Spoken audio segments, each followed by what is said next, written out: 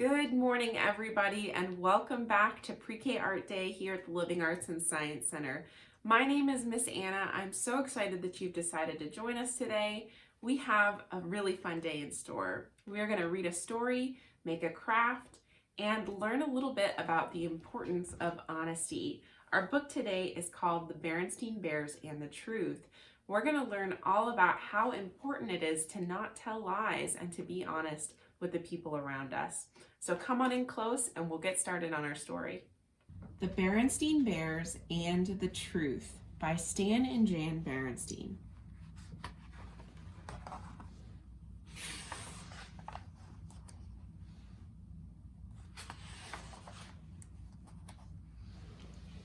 It was a lazy sort of day in Bear Country. The air was so still that the leaves on the big tree house where the Bear family lived were hardly rustling. Except in the beehive, where the bees were always busy, nothing much seemed to be happening. It was the sort of day that sometimes leads to mischief. Inside the treehouse, Brother and Sister Bear were sitting around, not doing anything in particular. Brother was holding his soccer ball.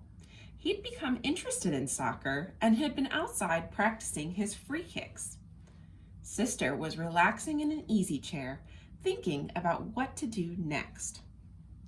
Neither Papa nor Mama Bear was around. Papa was in his shop working on some furniture, and Mama was out shopping.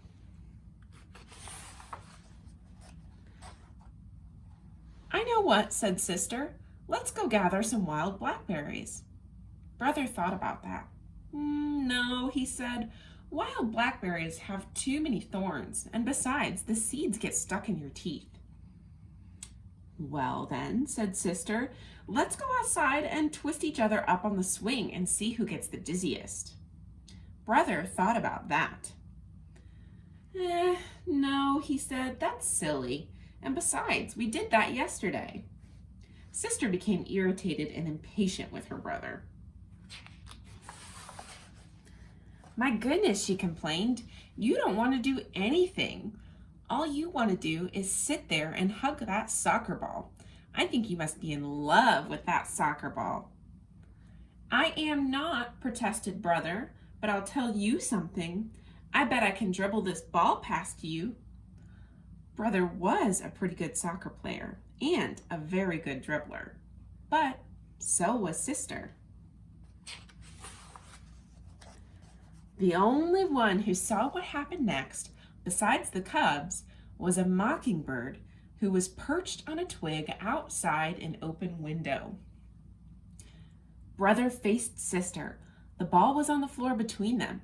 First, Brother moved the ball with his right foot, then with his left, trying to trick Sister out of position. Then, quick as a flash, he gave the ball a sharp kick with his right. It almost worked, but Sister was fast too. She reached out with her knee and blocked the ball, which bounced against a bookshelf, against a chair, against a footstool, and into Mama's most favorite lamp, which fell to the floor with a crash. The mockingbird let out a screech and got out of there as fast as its wings could carry it. As it flew away, it saw Mama Bear returning from the marketplace. Now the Bear family had some house rules, just as any family has. One was no honey eating in bed. Another was no tracking mud on the clean floors. And another was no ball playing in the house. What to do? Brother looked at Sister. Sister looked at Brother. They both looked at the broken lamp, and they both listened in horror as Mama came up the front steps into the house. All Brother had time to do before Mama came in the room was roll the ball behind Papa's chair. "My lamp," said Mama. "My best lamp. What happened?" she asked, looking into her cub's eyes. "Tell me about it." The cubs looked into Mama's eyes, then at each other, And then they began to tell one of the biggest whoppers that has ever been told in bear country. "It was a bird," began Brother. "Yes," added Sister, "a big purple bird with yellow feet." "And green wingtips," added Brother. "And funny-looking red feathers sticking out of its head," said Sister, as a finishing touch. As most lies do, the purple bird whopper got bigger and bigger and bigger. "Yes," continued the cubs, "and it flew in that window, zoomed around the room, and knocked over the lamp." As Mama Bear was looking at the broken lamp with a sad expression on her face, Papa Bear came up from his shop. The cubs began to tell him the story of the big bird that flew in the window and broke the lamp. It was harder to tell the second time. For one thing, they couldn't quite remember how they had told it the first time. "You've got me confused," said Papa. "Was it a purple bird with green wingtips and yellow feet? Or a yellow bird with purple wingtips and green feet? Or was it a white bird with black spots, like that soccer ball behind my easy chair?" But the thing that made it really hard the second time was how very sad Mama looked as she picked up the broken pieces of the lamp. "Mama, we're really sorry about the lamp," said Brother. "Oh yes," said Sister, picking up the last piece and putting it in the dustpan. "Oh," said Mama, "I'm not worried about the lamp. We can always get another lamp, or we can glue this one back together. What I'm sad about is the thought that maybe, just maybe, my cubs, whom I've always trusted, aren't telling me the truth. And trust is not something you can put back together again." Both cubs started talking at once. "It wasn't a bird," said Sister. "It was a soccer ball. And it was all my fault," shouted Brother. "It was just as much my fault," shouted Sister. But they were both shouted down by the phone, which rang loudly. It was Grizzly Gran inviting the Bear family for a Sunday visit. "Hello, Gran," said Mama. "Oh, everything is just fine here in the treehouse. How is everything but you?" "But Mama," protested Sister after Mama hung up the phone, "you told Gran that everything is fine here, and that isn't really the truth." "Oh, but it is," answered Mama. "We've got two fine cubs who have just learned a very important lesson about telling the truth. And what could be finer than that? Now, let's help Papa glue the lamp back together." Nobody really expects cubs to be perfect, and from time to time, Brother and Sister Bear did forget the rules. Brother ate honey in bed a couple of times. One time, Sister tracked a little mud on a clean floor.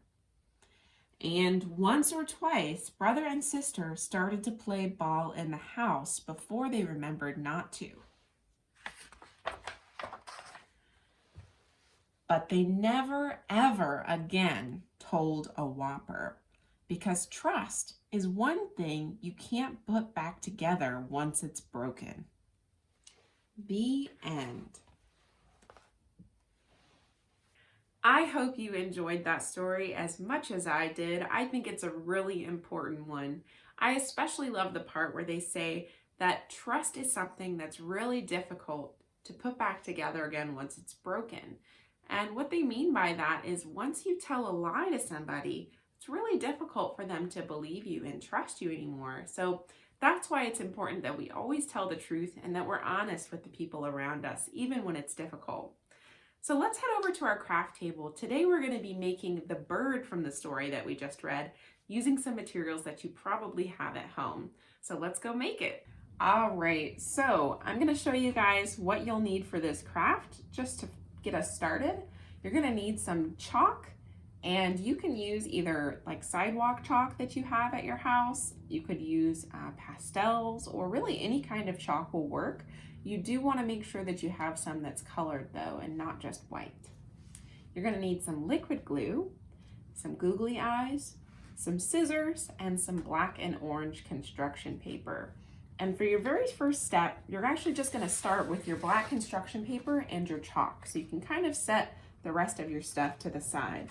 So I'm going to go ahead and open this up, and first thing you're going to want to do is pick out your colors for your bird. It does not have to be the same colors as mine.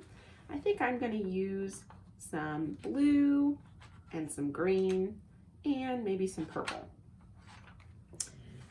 And the first thing you're going to do here on your paper is make kind of like a giant T shape. And then you're just going to start going through that middle part over and over and over again. Kind of like you're making a star shape, but we're going to keep going through that center point. And now I'm going to just switch colors whenever I think I've got enough purple. Now I'm going to switch and use my green. Basically what we're trying to make here is kind of like a fluff ball shape, sort of a fluffy center part that's going to become the body of our bird. All right, let me switch to my blue. Now you might have to do this for a while, do some layering, putting those colors on top of each other. The more layering you do, the better your bird is going to look. You want to give him lots of fluffy feathers. So I'm just kind of continuing to switch between all of my colors. I'm not really thinking too hard about what I'm picking. If you wanted to, you could even try and do like a rainbow bird and see if you could use all the colors that you have. I think that would be pretty cool. So once you think that you've got enough, you can see how that chalk's starting to come off on my hand. Our next step is to use one of our fingers to kind of start smudging some of our chalk and to make our bird look fluffy. So just in the same way that I did before, I'm going to take my fingers and I'm going to start with that T shape. And then I'm going to keep going over it, back and forth in all different directions. Do you see how that's smudging my chalk? It's making all of those lines I made a little bit softer. Another thing that I think is really fun about this activity is that you can kind of keep going back and forth between these two steps until your bird is as fluffy as you want. So I might even add some more fluff. And this time I'm going to do some shorter lines, just kind of where I feel like I need it. I have some areas that I think maybe my bird needs a little bit more feathers there. Just keep going over those areas.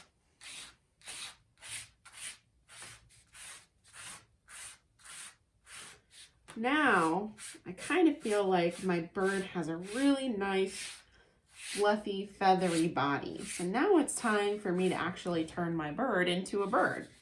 So what are we missing? We're definitely missing some eyes.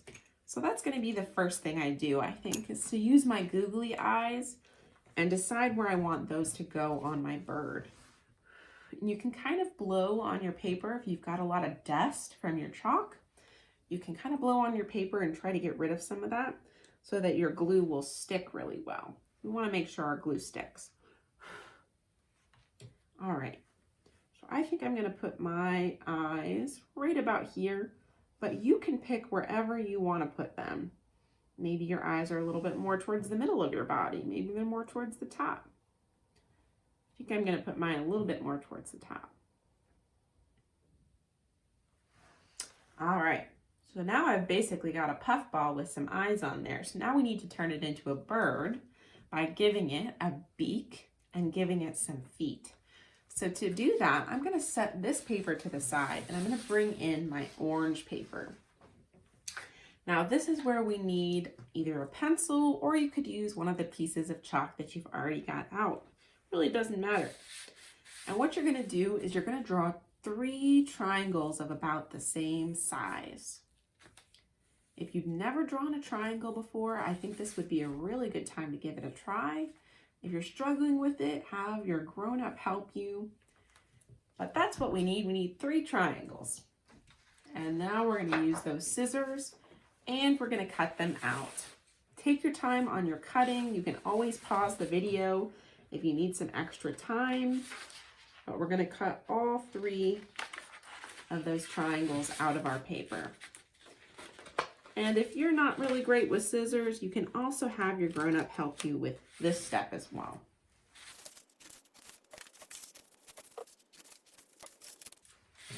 All right, so I'm done with my orange paper. I'm going to take my 3 triangles. I'm going to bring back my picture of my bird. So I think I showed you guys this tip last week, but if you've cut something out, like you see how on this, I cut out my triangle and now I've got these pencil lines on there. If you flip that over, then you'll have a really nice clear side so you can put your glue on the side that has your lines on it, okay? So my first thing I'm going to do is I'm going to use one of my triangles to become the beak. And just like we talked about, I'm going to put my glue on the side that has my pencil line, because that side's not the prettiest. I want to make sure I have my pretty side up for us to see. So I'm going to turn that into my bird's beak. So I'm going to put it right under my eyes that I stuck on there earlier. And now I need to give my bird some feet. So I'm going to glue on the side with those pencil marks. And this time, instead of putting my triangle the same direction as my beak, I'm going to kind of put it with the flat side facing the bottom of my page. And that's going to make it look a little bit more like feet. We are going to do one final step though to really make these look like feet here in just a second at the end. So we want to glue both of those little triangles on there the same way so that they look like a couple of little bird feet. And now the last thing we're going to do is give our bird some little legs sticking out the bottom connected to our feet. Now, if you want to use orange for this part to make them match your feet, you could do that. You could also use a different color if you'd rather use something else. I think I'm going to use some orange though. I'm going to chalk. Just going to give it some little lines right above those triangles to give him some feet. And that is my finished piece. All right, so my very last thing that I did on my piece was I added my name right down here at the bottom. And I think that'd be a really good thing for all of my artists watching at home to do as well. I hope you had fun with us at the Living Arts and Science Center today. And we will see you guys next week for Pre-K Art Day. Have a great rest of your week.